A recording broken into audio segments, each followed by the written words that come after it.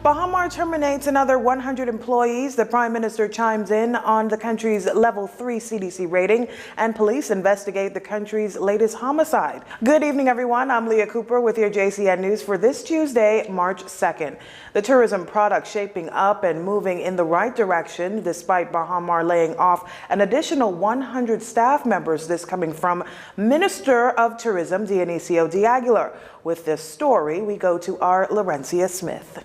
It was a difficult but necessary decision to make more employees redundant. That's according to a statement from Mega Resort Bahamas as they let more of their employees go. Jcn News team understands that some 100 employees have been terminated. The statement released by resorts officials last night says that COVID-19 protocols are a key factor that has impacted its nightlife and entertainment facilities, which have been hardest hit due to the social distance protocols.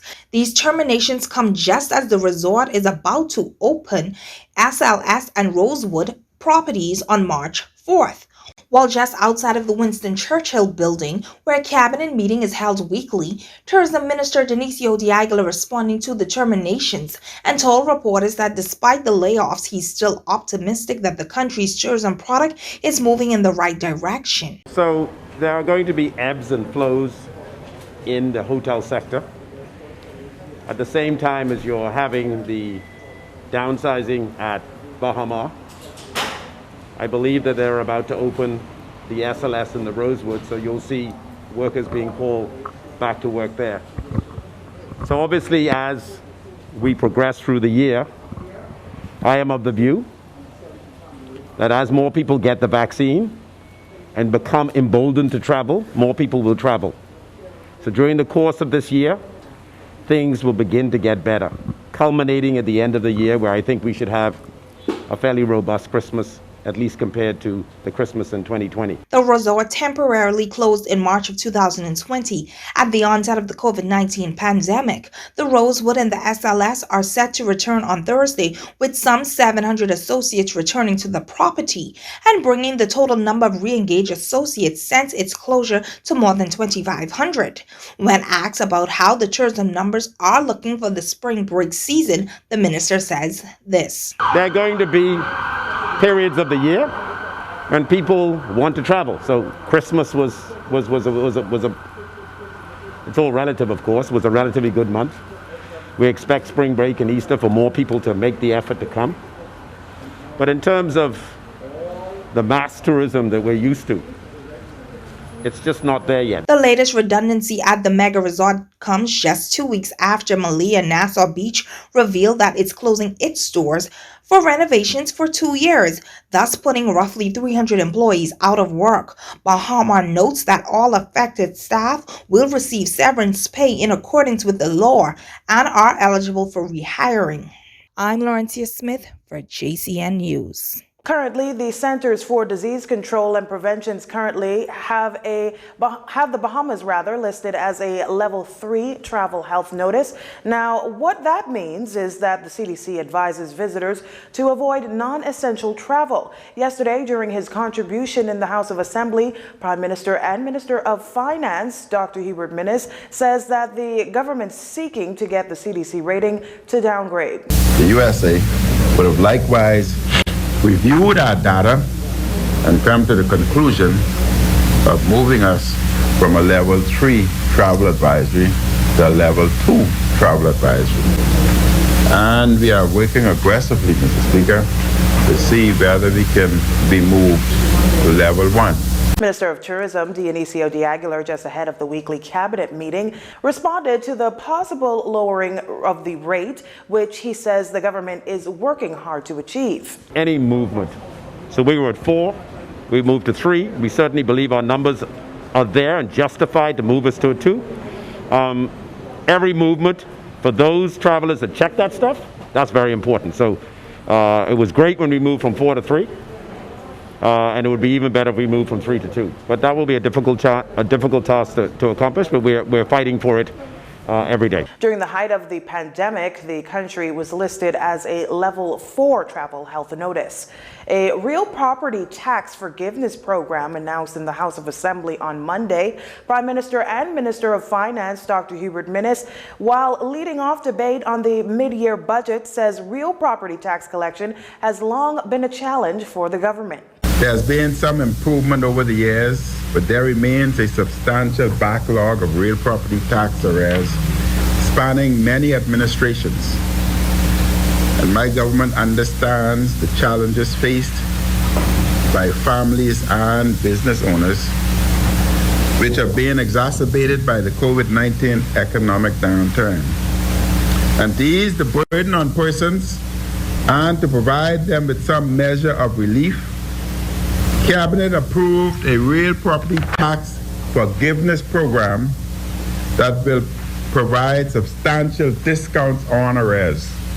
In 2019, according to the Prime Minister, the government engaged the international software and technology firm Tyler Technologies to upgrade and modernize the real property tax roll at the Department of Inland Revenue.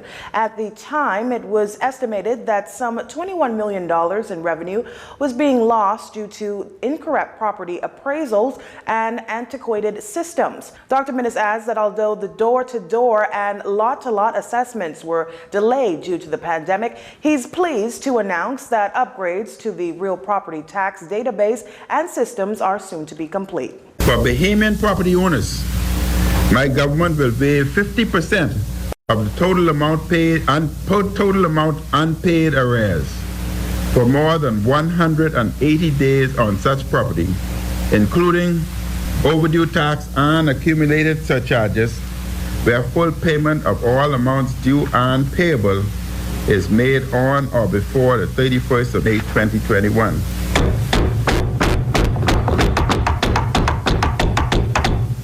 For those who are unable to pay 50%, if they enter into a payment agreement with a 25% down payment on or before the 31st of May 2021, the government will waive the total accumulated surcharge payable on taxes assessed on such property that has remained unpaid for more than 180 days.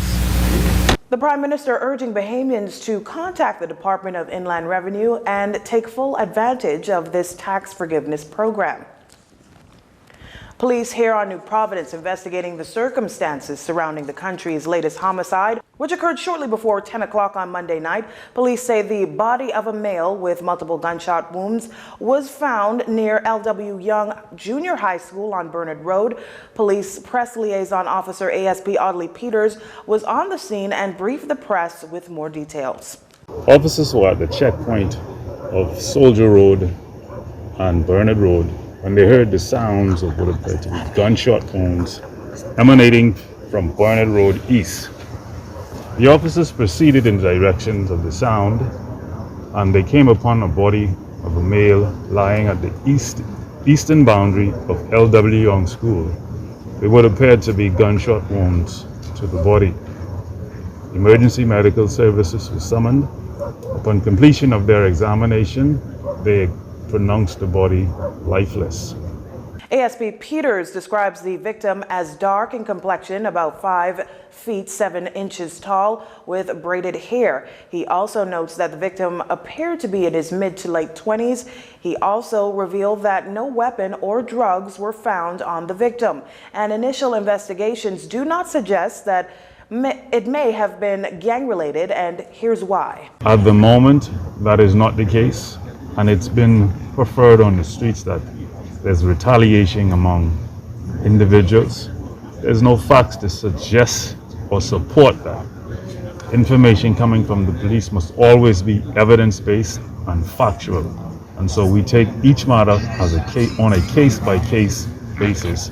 And when victimology is done and completed, that would establish whether persons are in gangs or related to gangs, or incidents are related to gangs. So we do not suggest that is the case at the moment. Police are appealing to members of the public who may have any information to contact the police at 502-9991 or 2. According to Love 97's news records, the country's murder count now stands at 22 for the year. You're watching JCN News. Stay with us.